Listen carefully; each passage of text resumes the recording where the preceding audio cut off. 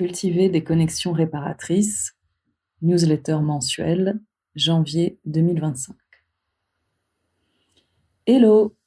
Dans cette newsletter de janvier parsemée de cœurs à vif, je vous propose de réfléchir ensemble à la notion de rituel, en ce début d'année grégorienne au rituel si normé.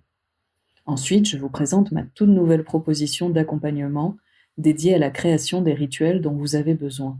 Honorer nos cœurs à vif. Enfin, je vous invite au premier rituel de deuil collectif de 2025 pour prendre soin de nos peines et abreuver nos luttes et nos rêves. Partie 1. Les cérémonies dont nous avons besoin. 5, 4, 3, 2, 1.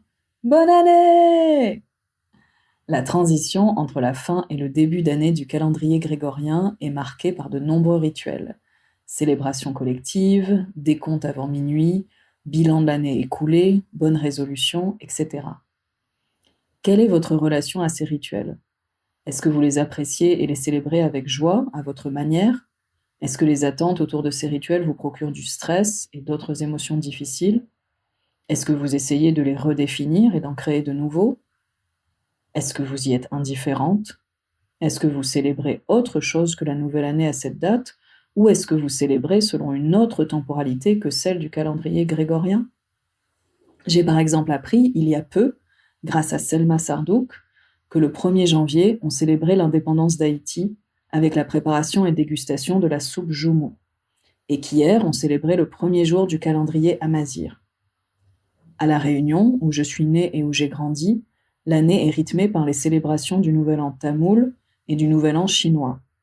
Et depuis que je vis dans l'hémisphère nord, je découvre aussi les rituels associés au solstice d'hiver, que j'ai célébré cette année avec mes proches en créant des bouquets de houx, de thuyas, de lierre, de laurier thym et d'oranges séchées grâce à la générosité du jardin et de la forêt environnante. Depuis 2018, j'ai eu besoin de profondément changer mon rapport à ces rituels de fin d'année et de les ancrer dans une perspective de soin avec beaucoup plus d'intentionnalité, mais aussi de flexibilité. J'expérimente chaque année en fonction du contexte et de ce à quoi je souhaite accorder de l'importance. J'ai par exemple consacré les 2 derniers réveillons à célébrer ma relation intime à la nature et à la terre. Cette année, j'ai célébré avec les membres du Cozy and Cautious COVID Grief Circle pour processer ensemble les émotions complexes qui nous animent en entamant cette 6e année de pandémie, pandémie aussi nommée par la Disability Justice Activist Imani Barbarin, événement handicapant de masse, Mass Disabling Event. Pas très fun tout ça, Cécile, me direz-vous? Eh bien, figurez-vous qu'on a beaucoup ri, en plus de verser quelques larmes, et qu'avoir la partie de moi qui pratique la solidarité pandémique, en France on parle plutôt d'autodéfense sanitaire, avoir cette partie nourrie et reconnue par ce groupe m'a fait énormément de bien pour commencer 2025. Et si vous avez participé à mes ateliers ou cercles, vous savez que je suis tellement heureuse quand on s'entraide à faire coexister le deuil et la joie, nos cœurs brisés et nos cœurs émerveillés. Alors que j'entame cette 2e année d'entrepreneuriat, je constate à quel point la co-création de rituels collectifs est au cœur de ma pratique d'accompagnement. Cultiver des connexions réparatrices, pour moi, c'est en grande partie créer avec vous des rituels collectifs d'attention, de remémoration, de soins, d'apprentissage, de deuil et de célébration.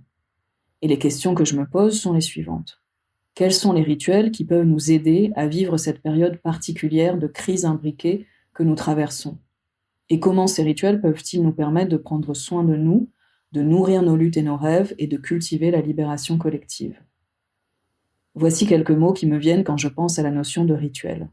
Relation, intention, attention, signification, incarnation, la traduction du mot anglais embodiment, matérialisation, action, répétition, quotidien, reconnexion, ancestralité, soin, interdépendance, honorer. Et voici les mots que vous avez partagés en réponse à ma story sur Instagram. Ensemble, geste, son, corps, repos, relâchement, process, soutien, présent, soin, traversée, cycle, ressenti, émerger, régularité, sacré, cycle naturel, précieux, connecté, fait partie du quotidien, rassemblé, douceur, rassurant, puissance, ancrage, apaisement, repère. Et aussi, discipline imposée, peur de la routine, enfermement, addiction, trauma, réflexe.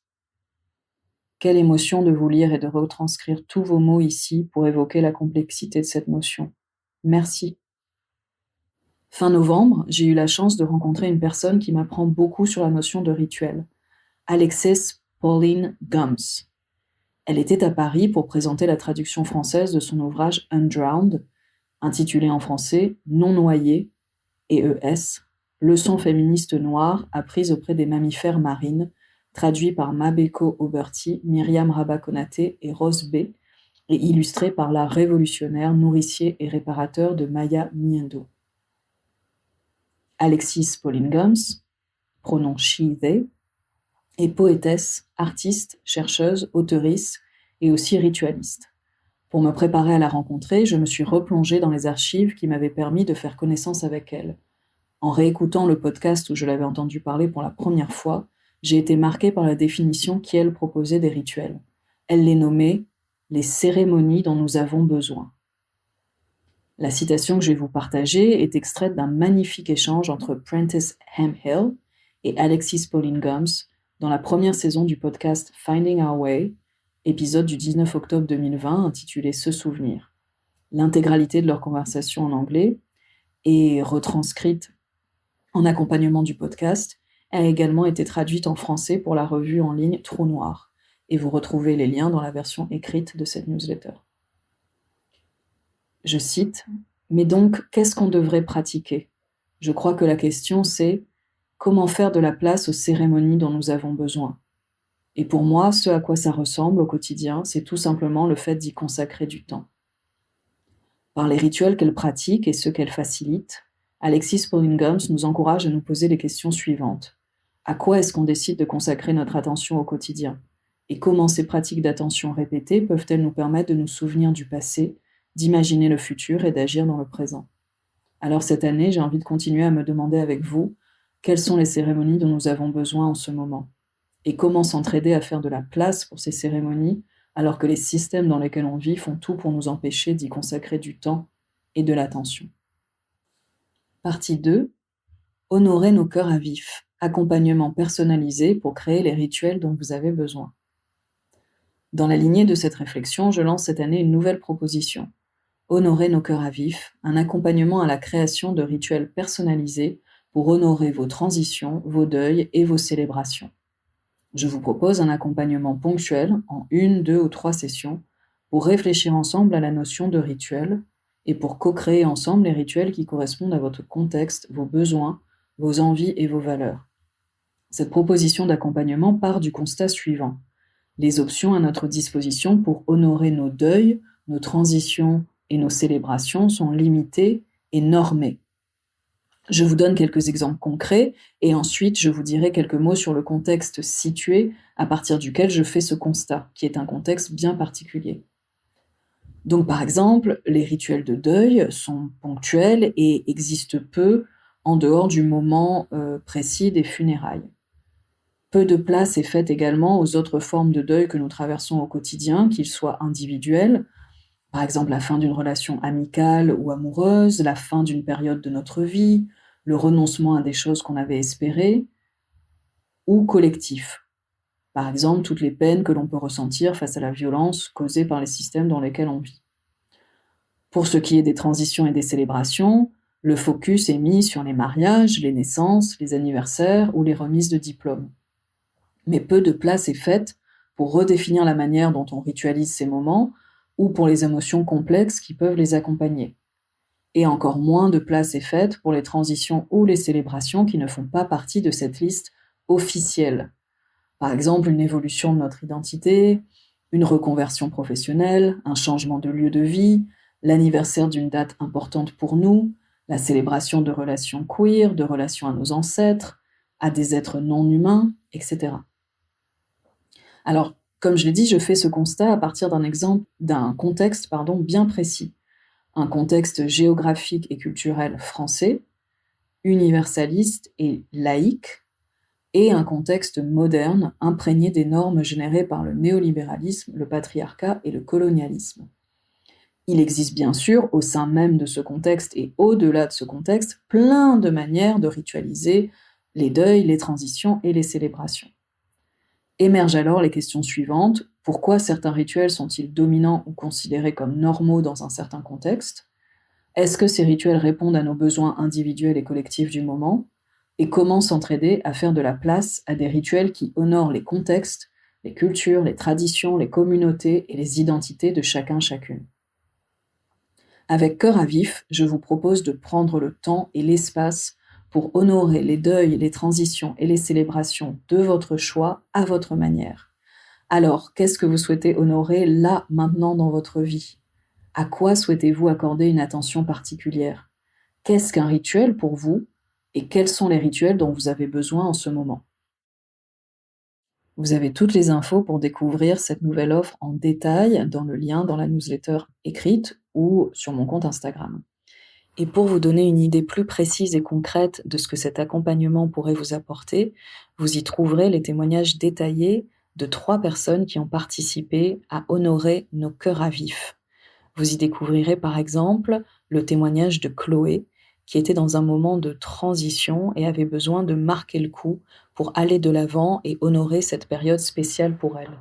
Les 3 mots choisis par Chloé pour décrire honorer nos cœurs à vif sont connexion, solidité, espoir. Vous y découvrirez également le témoignage de Lola, qui voulait réfléchir à l'association entre rituel et habitude, à un moment important de sa vie qui marquait une transition entre la fin d'un cycle et l'émergence d'un nouveau contexte. Les 3 mots pour décrire honorer nos cœurs à vif choisis par Lola sont habitude, honorer, changement. Et enfin, vous découvrirez le témoignage de Linda, qui avait besoin de prendre un moment pour parler de deuil, de se poser et de faire le point sur son besoin vis-à-vis de son deuil. Et les 3 mots choisis par Linda pour décrire honorer nos cœurs à vif sont réflexion, partage, soutien. Merci beaucoup à ces 3 personnes pour leur témoignage et je vous donne donc rendez-vous dans Honorer nos cœurs à vif. Vous avez toutes les infos dans la newsletter ou sur Instagram. Partie 3. Des rituels collectifs pour abreuver nos luttes et nos rêves. Les cercles Cultiver le deuil continuent en 2025. Est-ce qu'on t'a souvent dit que tu es trop sensible, idéaliste, trop radical, trop rabat-joie et que, je cite, on ne peut pas accueillir toute la misère du monde? Est-ce que ton cœur déborde face à ce qu'on appelle l'actualité? Est-ce que tu es épuisé par les émotions quotidiennes que tu ressens face à la violence continue du monde dans lequel on vit? Ou est-ce qu'au contraire, tu n'as même pas une minute pour leur faire de la place et les ressentir? Est-ce que tu as souvent le cœur lourd face à l'impact du capitalisme, du patriarcat, du colonialisme et du validisme sur nos vies? Est-ce que tu as l'impression que cette peine est, comme une cascade contenue, trop énorme à ressentir pour une seule personne? Si c'est le cas, je t'invite à un rituel tout en douceur et en lenteur pour prendre soin de nos cœurs brisés ensemble et pour que nos peines, ainsi honorées, circulent et viennent abreuver nos luttes et nos rêves. Cultiver le deuil, cercle de deuil collectif pour abreuver nos luttes et nos rêves. Les prochains cercles auront lieu les derniers mardis et jeudis de chaque mois, de midi à 13h30 le mardi et de 19h à 20h30 le jeudi, heure de France hexagonale. On se retrouve donc pour les prochains cercles de deuil collectif le mardi 28 et le jeudi 30 janvier. Tu as toutes les infos dans le lien dans la newsletter écrite ou sur mon compte Instagram. Si tu n'es pas dispo à ces dates, tu peux participer au sondage pour les créneaux qui te conviendraient le mieux dans le formulaire associé. Et si tu as des questions ou des appréhensions, des questions sur cette notion de deuil, ou si tu te demandes si ces cercles sont faits pour toi, n'hésite pas à m'écrire sur Insta ou par email ceciltresfel@gmail.com. Et pour finir en beauté, je vous partage cette citation de Malkia Devish Cyril qui m'inspire tant et qui est extraite de son essai Grief belongs in social movements. Can we embrace it? Et dont j'ai traduit plusieurs extraits en français sur mon compte Instagram. La joie n'est pas le contraire du deuil. Le deuil est le contraire de l'indifférence. Le deuil est un indicateur progressif d'amour, le type d'amour puissant qui guide les révolutionnaires. Merci pour votre écoute et à très bientôt. J'ai hâte de continuer cette conversation sur les rituels, une notion si complexe, avec vous, et je vous envoie plein de soutien pour ce mois de janvier.